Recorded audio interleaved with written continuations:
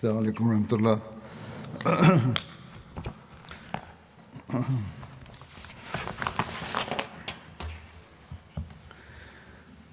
أشهد أن لا إله إلا الله وحده لا شريك له وأشهد أن محمدا عبده ورسوله أما بعد فأعوذ بالله من الشيطان الرجيم بسم الله الرحمن الرحيم الحمد لله رب العالمين الرحمن الرحيم مالك يوم الدين إياك نعبد وإياك نستعين اهدنا الصراط المستقيم صراط الذين أنعمت عليهم غير المغضوب عليهم ولا الضالين.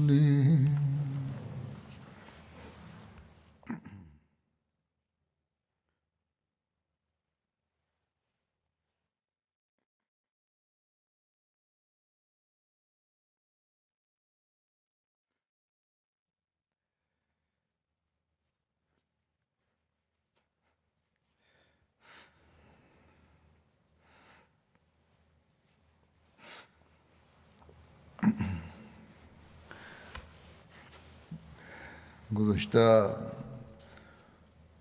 खुतबे से पहले जो खुतबा Dans mon avant-dernier sermon, j'ai évoqué les événements de l'époque du califat d'Abu Bakr as-Siddiq radhiyallahu anhu. उसमें मुख्तलिफ हवाले बयान किए गए थे जिनसे साबित होता है J'avais cité différentes références prouvant qu'Abu Bakr radhiyallahu anhu n'avait pas puni les apostats en raison de leur apostasie, उनके इर्तिदाद mais की en वजह से raison de leur rébellion et en raison de leur agression. की वजह से उनका जवाब दिया गया था. इस बारे में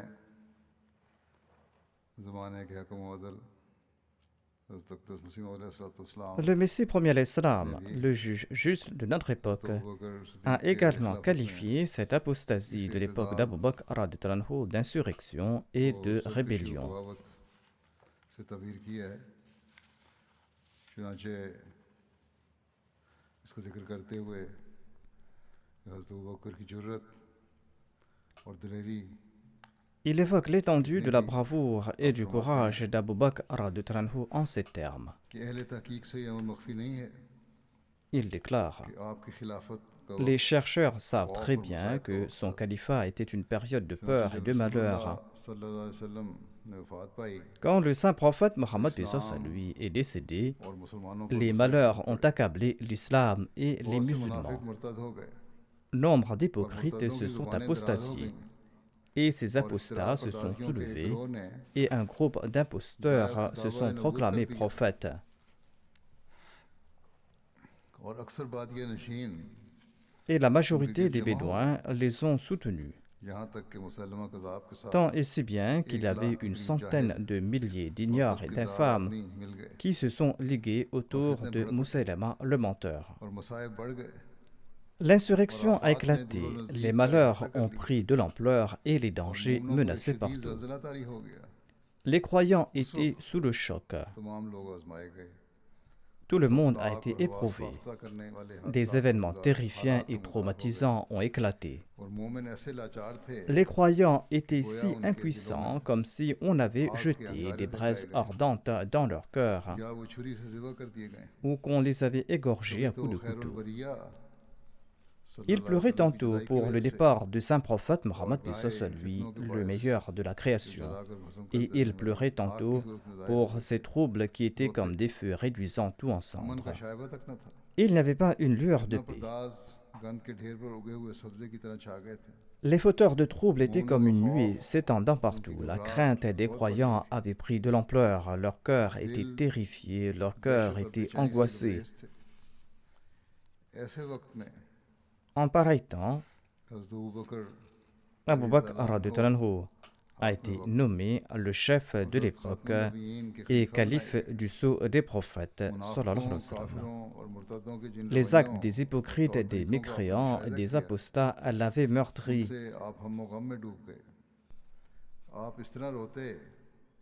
Ses pleurs étaient une pluie de la mousson, et ses larmes coulaient de ses yeux comme sorties d'une source.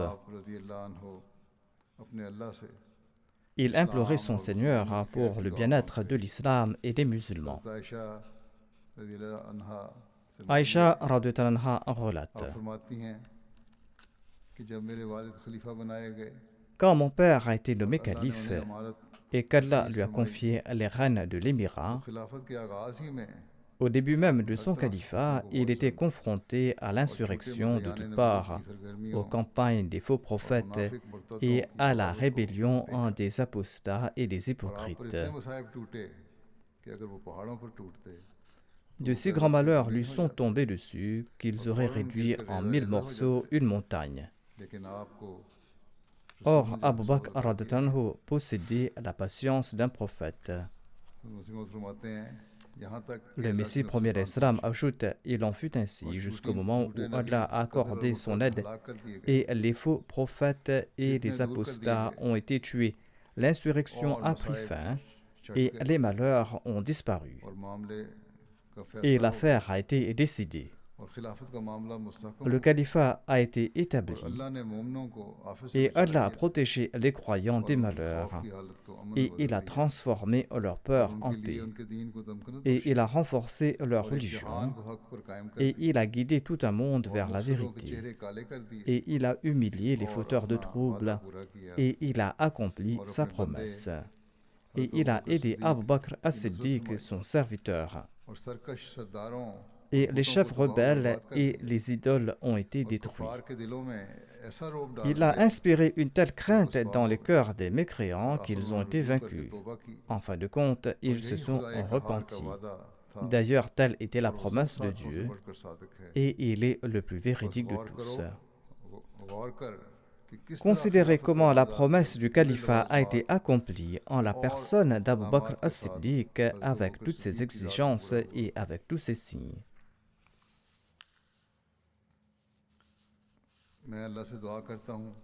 Je demande à Allah d'ouvrir votre cœur dans cette quête. Le Messie premier d'Islam a déclaré: Considérez la condition des musulmans lorsqu'il a été élu calife. En raison de ces malheurs, l'islam était dans un état critique comme un grand brûlé. Ensuite, Allah a restauré la force de l'islam et il l'a fait sortir d'un puits profond. Il a frappé d'un châtiment douloureux les faux prétendants à la prophétie et ils ont été tués. Les apostats ont été abattus comme du bétail. Et Allah a octroyé la paix aux croyants, les extirpant de l'effroi. Après être soulagés de cette souffrance, les croyants se réjouissaient et ils saluaient Abu Bakr as-Siddiq et le félicitaient. Ils le louaient et ils imploraient leur Seigneur en sa faveur. Ils se surpassaient les uns les autres pour faire montre de respect et de révérence à son égard. Et ils ont enraciné son amour au plus profond de leur cœur. Et ils l'ont suivi dans toutes leurs affaires. Et ils lui ont été reconnaissants. Il a illuminé leur cœur et rafraîchi leur visage, et ils ont grandi dans leur amour pour sa personne, et ils lui ont voué obéissance corps et âme. Et ils le considéraient comme un être béni, une personne soutenue comme les prophètes. Tout cela était dû à la sincérité et à la profonde conviction d'Abu Bakr as-Siddiq radhiyallahu anhu. Ceci est tiré de l'ouvrage Silul Khilafa écrit en arabe par le Messie premier d'Islam. Il s'agit là de la traduction en ourdou d'un passage en arabe.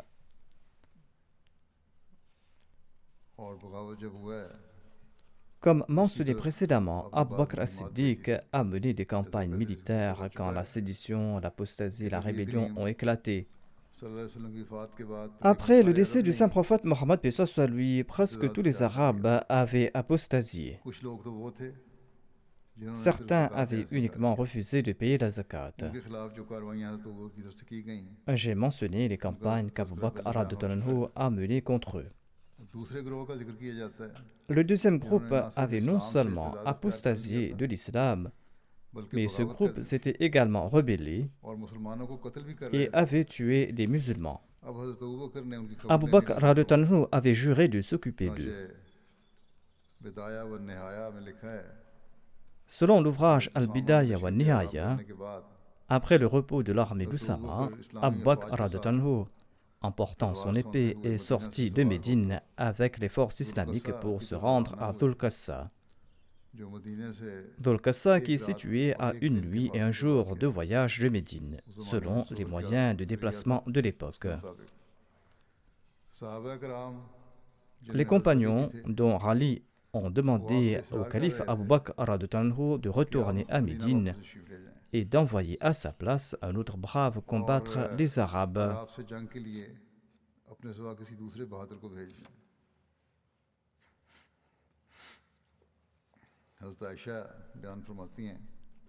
Aïcha relate à ce propos: pendant que mon père s'éloignait sur sa monture avec son épée, Ali bin Abi Talib a attrapé les rênes de son chameau et il lui a dit: au calife du prophète, sallallahu alayhi wa sallam, je vous répète ce que le saint prophète Mohammed lui avait dit le jour d'Uhud. Pourquoi avez-vous ceint votre épée? Ne nous causez pas d'ennui en raison de votre personne. Ne nous causez pas d'ennui en raison de votre personne, a-t-il dit à Abu Bakr. Par Allah, si quelque malheur vous frappe, eh bien, le système islamique va disparaître pour toujours après vous. Sur ce, Abu Bakr est retourné à Médine et il a renvoyé l'armée.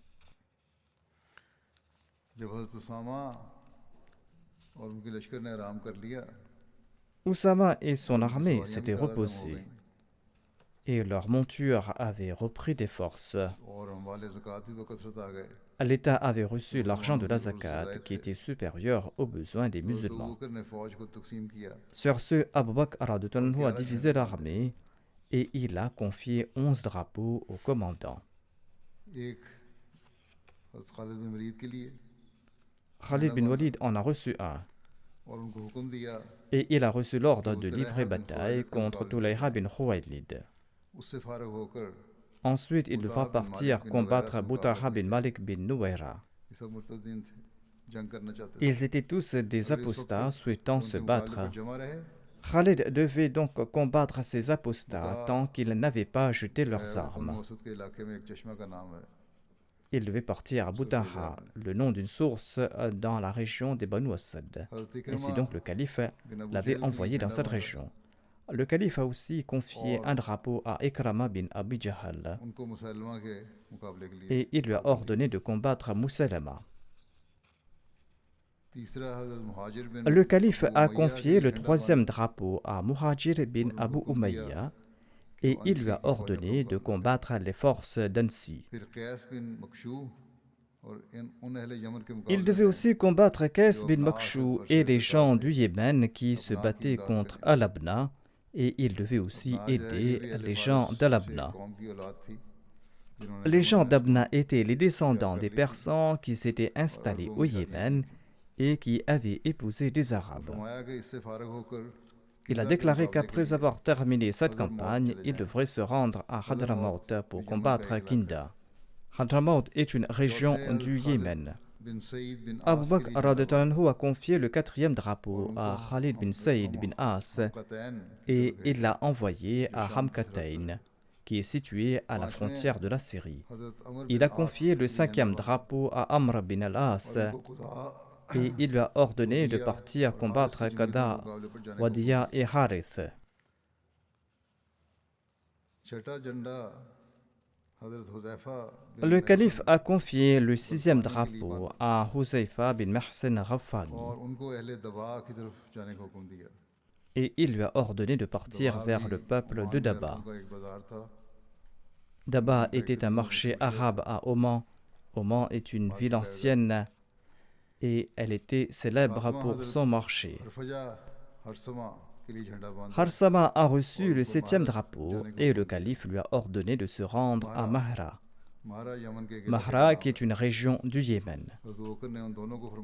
Abu Bakr leur a demandé de se réunir en un seul endroit, mais qu'ils seront les gouverneurs de leurs domaines respectifs. C'est-à-dire, le premier sera le gouverneur sur les Yéménites et le deuxième sur les autres. Ensuite, Abu Bakr a envoyé Shahrabil bin Hassana dans la suite d'Ikrama bin Abi Jahal. Et il lui a ordonné de combattre Qada après la campagne à Yamama. Et il lui a dit qu'il sera le chef de son armée dans la bataille contre les apostats. Le calife a confié le 9e drapeau à Turayfa bin Hajiz et il lui a ordonné de combattre les Banu Sulaym et les Banu Hawazin. Il a confié le 10e drapeau à Suwaid bin Muqarrin et il lui a ordonné de se rendre dans la région de Tihama au Yémen. Il a confié le 11e drapeau à Ala bin Hadrami et il lui a ordonné de se rendre au Bahreïn. Ces commandants sont partis dans leurs directions respectives de Dhul Qassa. Abu Bakr a ordonné aux commandants de chaque détachement de prendre dans ses rangs des musulmans solides partout où il passerait et de laisser quelques forces aguerries derrière lui pour protéger son territoire. Un auteur a mentionné cette division d'Abu Bakr en ces termes. Dhul Qassa a été choisi comme base militaire d'où les forces islamiques ont marché vers les différentes zones pour écraser le mouvement d'apostasie. Le plan d'Abu Bakr révèle son intelligence unique ainsi que son expérience très précise de la géographie de son pays. Il ressort clairement de la division des troupes et de la limitation de leur champ d'action qu'Abu Bakr avait une connaissance précise de la géographie, des repères, des habitations humaines et des routes de la péninsule arabique. C'était comme si la péninsule arabique était devant ses yeux, comme c'est le cas aujourd'hui avec des centres de commandement équipés de la technologie moderne.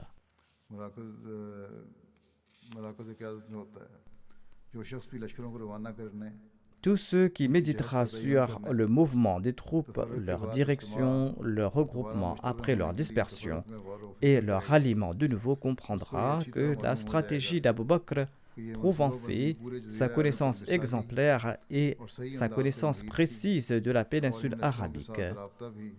Et d'ailleurs, son interaction avec ses armées était très précise. Abu Bakr savait à tout instant où se trouvait l'armée. Il était au courant de ses mouvements et de tout fait à ce propos. Et il savait aussi quels étaient ses succès et quel était son programme du lendemain. La correspondance était très précise et rapide. Et les nouvelles du champ de bataille atteignaient Abu Bakr à Médine au centre de commandement. Il était en contact avec toute l'armée. Abu Haythama Ansari, Salma bin Salama, Abu Barza Aslami, Salma bin Waqsh ont joué un rôle important dans la couverture militaire entre le centre de commandement et le champ de bataille. Les armées envoyées par Abu Bakr étaient interconnectées. Et c'était là un des succès importants du califat. Car au sein de ces armées, il y avait aussi une belle organisation avec des compétences en leadership. En sus de cela, les armées avaient aussi de l'expérience dans les combats. Au temps du saint prophète Mohammed, paix soit sur lui, ses combattants avaient acquis une bonne expérience militaire lors des Ghazwat et des Sariya. Le système militaire d'Abu Bakr était supérieur à toutes les forces militaires de la péninsule arabique. Le chef de ces armées était Khalid bin Walid, l'épée d'Allah. Il possédait un génie unique dans les conquêtes islamiques et dans la guerre contre les apostats. Cette division de l'armée islamique a été faite dans le cadre d'un plan militaire très important car les apostats étaient encore dispersés dans leurs zones respectives. C'est-à-dire qu'ils étaient dispersés et n'étaient pas regroupés, et ils n'étaient pas encore mobilisés contre les musulmans. Les grandes tribus étaient dispersées dans des régions reculées et ils n'avaient pas assez de temps pour former une coalition, car l'apostasie n'avait pas commencé depuis plus de 3 mois. Et deuxièmement, ils n'avaient pas encore saisi que les musulmans étaient un danger pour eux. Ils croyaient pouvoir éliminer les musulmans dans leur ensemble en quelques mois. C'est pourquoi Abu Bakr a voulu réduire promptement leurs forces avant qu'ils ne puissent se mobiliser pour la victoire de leur cause mensongère. En conséquent, Abu Bakr s'est informé à leur sujet avant que l'insurrection ne s'intensifie. Et il ne leur a pas permis de se soulever, de décrier les musulmans et de nuire aux musulmans. Un écrivain évoque la nomination des commandants par Abu Bakr radhiyallahu anhu.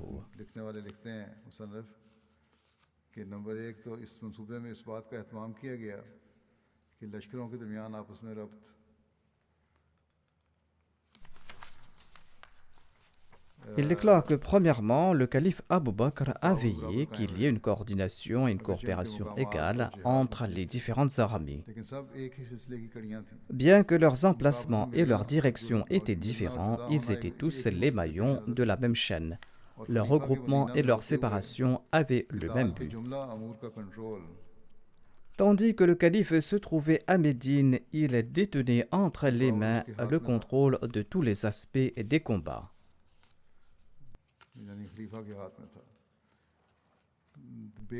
Deuxièmement, le calife As-Siddiq a gardé une partie de l'armée pour la protection de Médine, la capitale.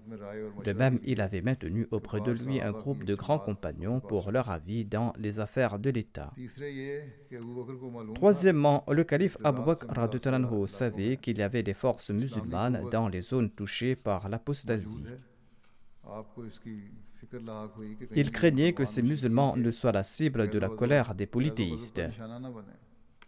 Ainsi donc, il a ordonné aux commandants de prendre ceux de ces musulmans qui sont forts et de laisser des renforts en arrière pour assurer la protection de ces zones. Quatrièmement, le calife Abu Bakr a adopté le principe d'al-Harb Roda lors des combats.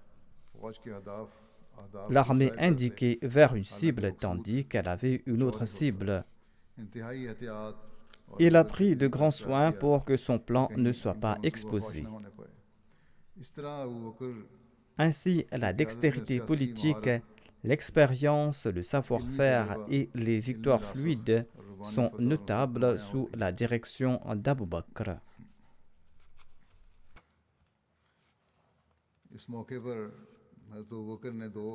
Abu Bakr radhiyallahu anhu a également écrit 2 édits, l'un au nom des tribus arabes et l'autre pour la direction des chefs de l'armée.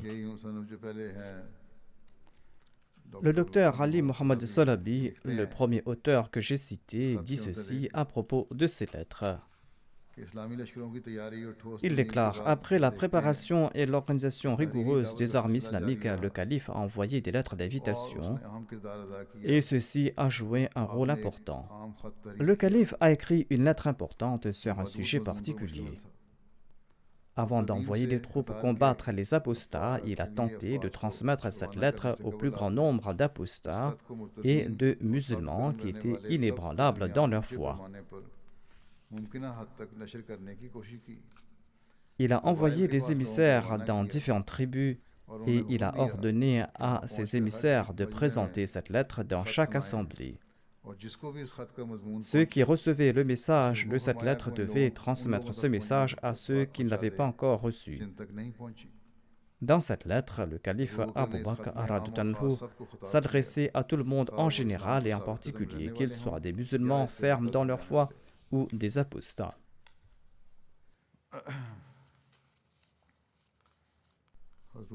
De parmi tous les chroniqueurs, c'est Tabari qui a mentionné de manière plus détaillée cette lettre d'Abu Bakr adressée aux tribus arabes.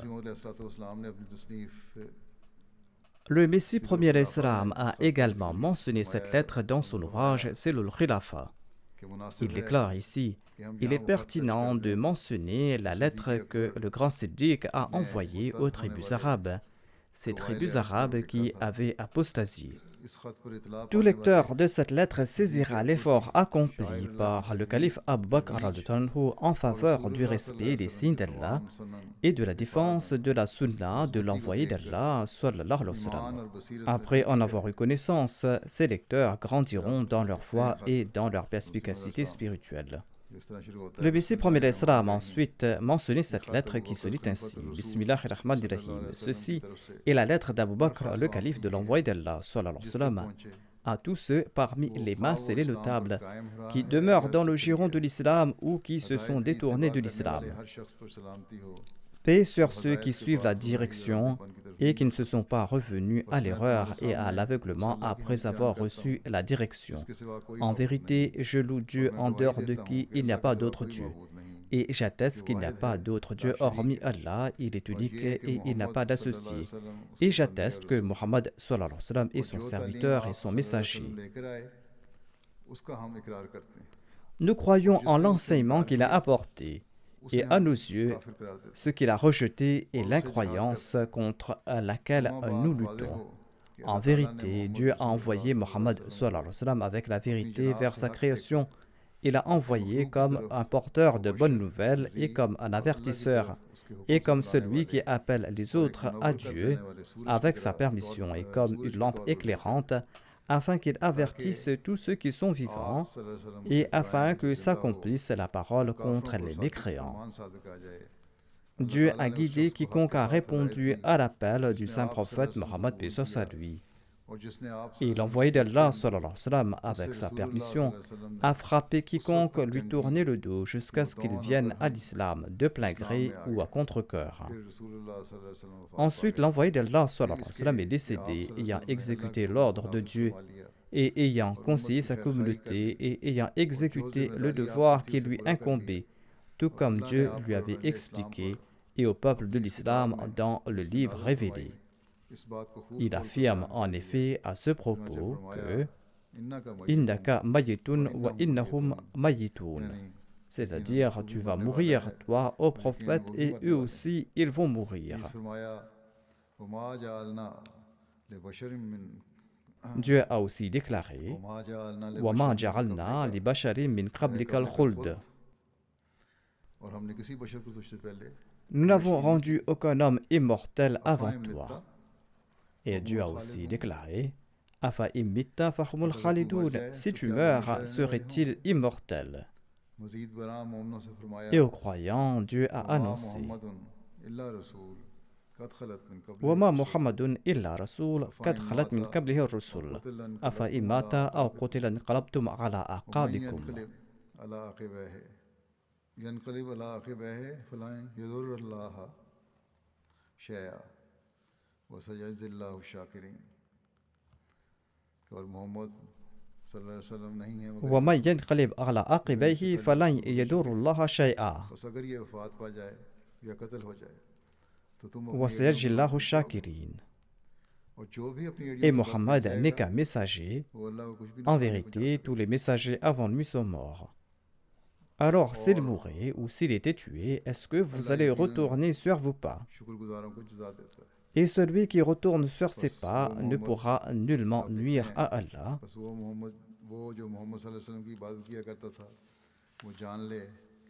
Et Allah récompensera certainement ceux qui sont reconnaissants.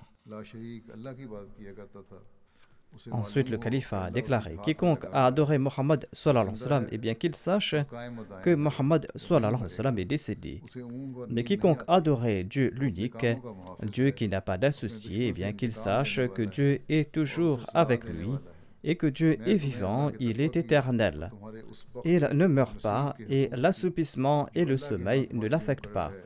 Il est le protecteur de ses œuvres et il se venge contre ses ennemis et il les punit.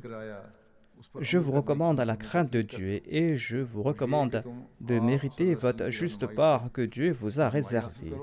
Je vous encourage de suivre l'enseignement que votre prophète sallallahu alayhi wa sallam vous a apporté. Et je vous recommande de vous laisser guider par sa direction et je vous recommande de vous attacher à la religion de Dieu.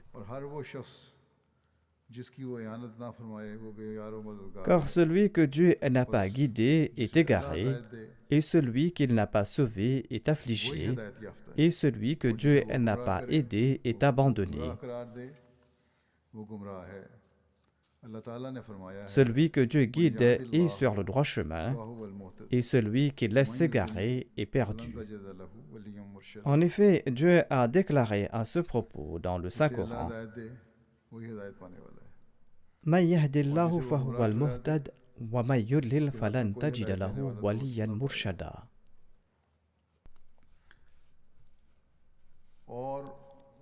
Celui que Dieu guide est sur la bonne voie, mais celui qui laisse s'égarer, vous ne trouverez aucun ami pour le guider.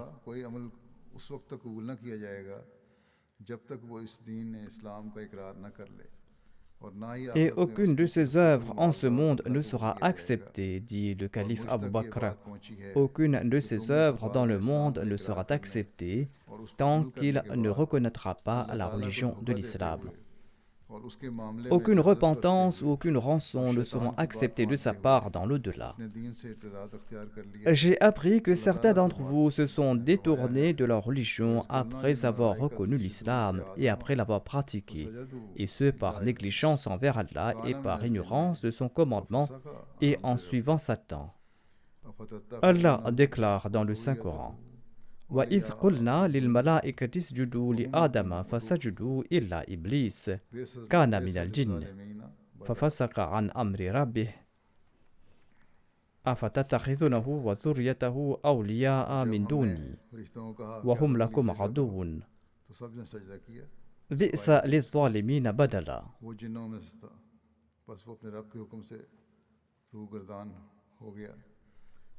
Quand nous avons dit aux anges: prosternez-vous devant Adam, ils se sont prosternés à l'exception d'Iblis. Il était l'un des djinns et il s'est écarté de l'ordre de son Seigneur. Voulez-vous le prendre, lui et sa progéniture, comme amis à l'exclusion de moi, même s'ils sont vos ennemis?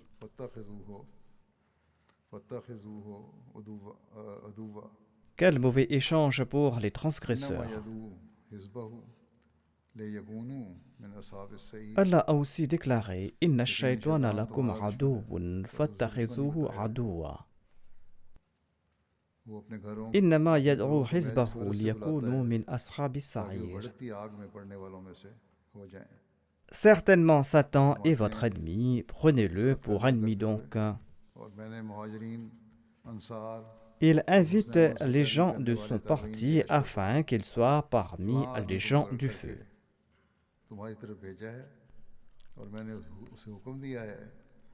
Abu Bakr a déclaré dans cette lettre: Je vous ai envoyé un tel à la tête d'une armée de Muhajirin et d'Ansar et de ceux qui les suivent dans l'accomplissement de bonnes œuvres. Et j'ai ordonné à ce commandant de ne combattre personne ni de tuer personne jusqu'à ce qu'il ait appelé vers le message de Dieu. Mon envoyé acceptera et aidera ceux qui accepteront ce message et ceux qui renonceront à l'incroyance et ceux qui accompliront de bonnes œuvres. Mais je lui ai ordonné de combattre ceux qui rejettent ce message. Il n'épargnera aucun d'entre eux qu'il emparera. Soit il les brûlera par le feu, soit il les tuera par tous les moyens possibles et il prendra les femmes et les enfants captifs. Et il n'acceptera rien de personne sauf l'islam. Cela est mieux pour celui qui le suit. Mais celui qui le quitte n'affaiblit pas Dieu. J'ai ordonné à mon émissaire de vous présenter ma lettre dans tous les lieux de rassemblement. L'invitation à l'islam sera l'appel à la prière.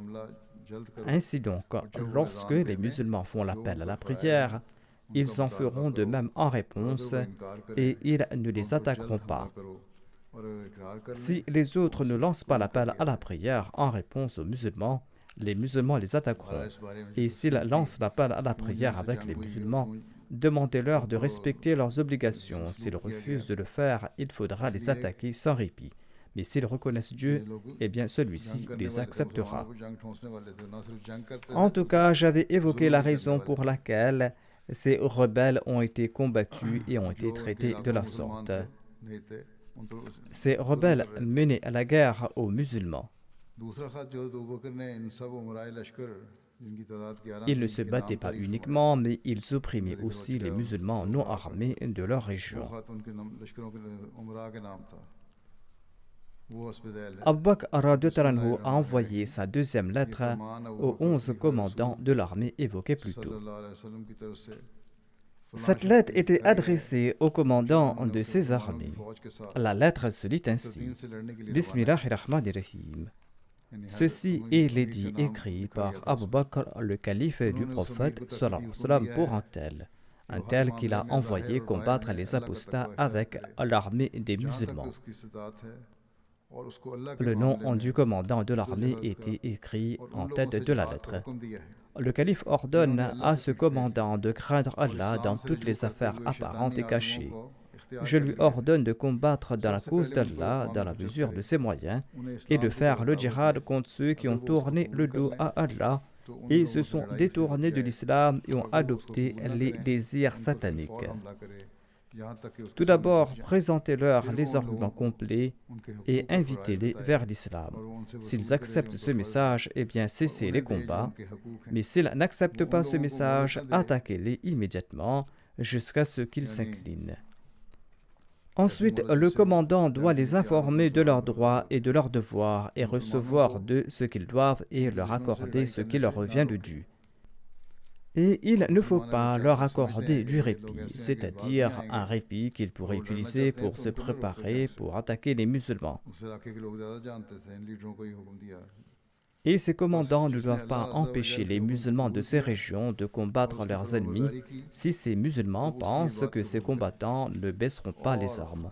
Les commandants ne doivent pas empêcher ces musulmans de se battre étant donné que ces musulmans sont de la région et la connaissent mieux. Le commandant doit accepter la parole de celui qui se soumet à l'ordre d'Allah et qui lui obéit et doit l'aider par la voie connue. Il doit combattre uniquement ceux qui ne croient pas en Allah après cette déclaration. S'il accepte l'invitation, eh bien, il ne sera pas blâmé et Allah lui demandera des comptes pour ce qu'il aura caché. Quiconque n'accepte pas le message d'Allah sera combattu et tué là où il se trouve, quelle que soit l'étendue de sa richesse. Rien ne sera accepté de personne sauf l'islam. Quiconque accepte l'islam et se soumet sera accepté et on lui enseignera les préceptes de l'islam. Quiconque renie la foi, c'est-à-dire celui qui devient un apostat après avoir embrassé l'islam et qui se bat contre les préceptes de l'enseignement, eh bien, il faudra leur présenter le message de l'islam dans un premier temps.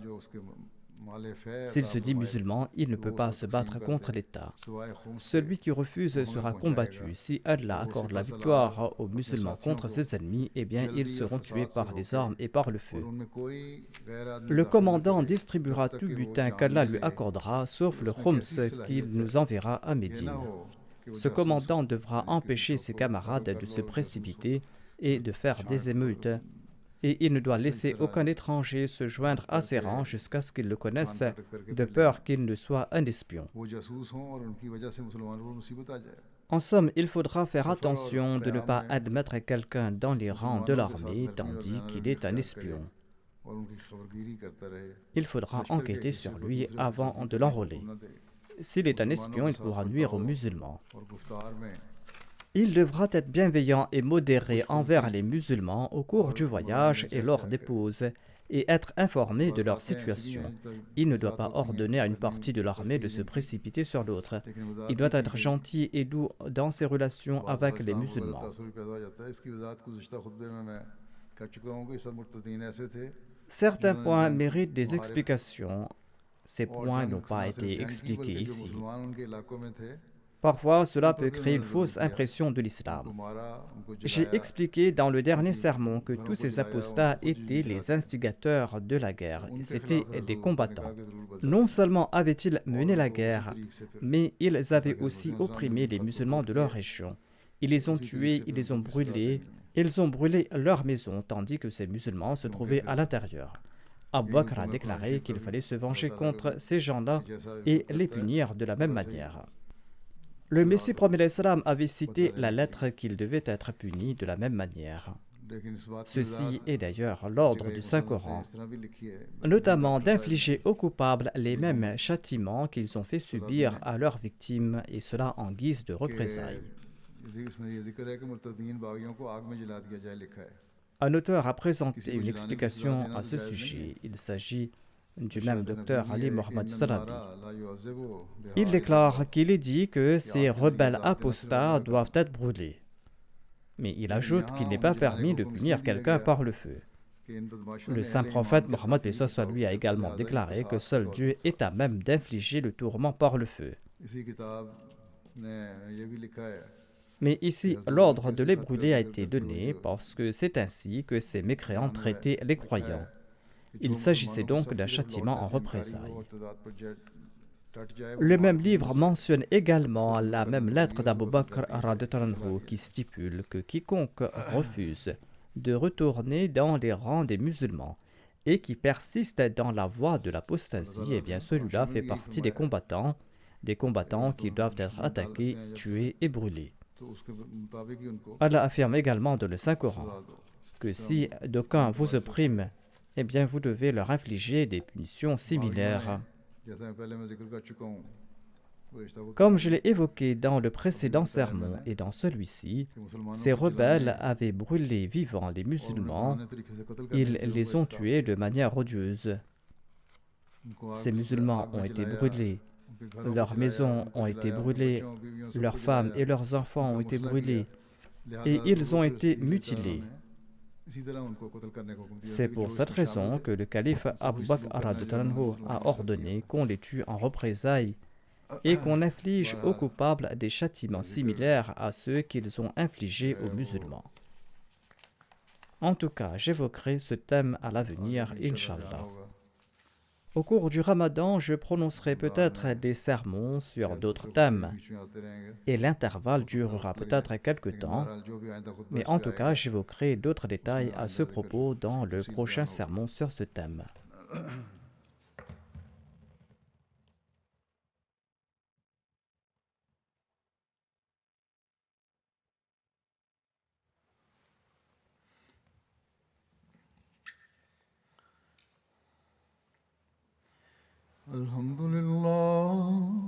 الحمد لله نحمده ونستعينه ونستغفره ونؤمن به ونتوكل عليه ونعوذ بالله من شرور أنفسنا ومن سيئات أعمالنا من يهده الله فلا مضل له ومن يضلل فلا هادي له ونشهد أن لا إله إلا الله ونشهد أن محمدا عبده ورسوله